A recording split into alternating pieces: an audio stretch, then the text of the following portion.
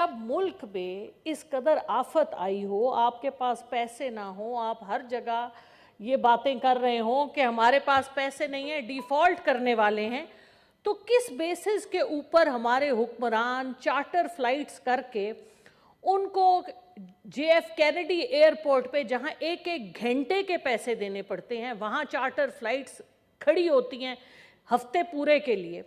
मेरा सवाल ये है कि कैसे अमेरिका के न्यूयॉर्क में सबसे महंगे होटल में जाके हमारी जो लीडरशिप है, हमारे मुल्क की जो हुकूमत है जिसमें 70 से ज़्यादा अरकान हैं, वो वहाँ जाके किस जवाब से रहते हैं जहाँ एक रात का $1000 से ज़्यादा किराया होता है, जहाँ और $4000 सबसे कम जूनियर स्वीट का है। वहाँ जो प्रेसिडेंशियल स्वीट है उसके $10,000 हैं। सर, ये प्लाजा होटल है। तो सवाल ये बनता है कि ये सवाल का जवाब हमें कौन देगा? ये कहाँ होता है?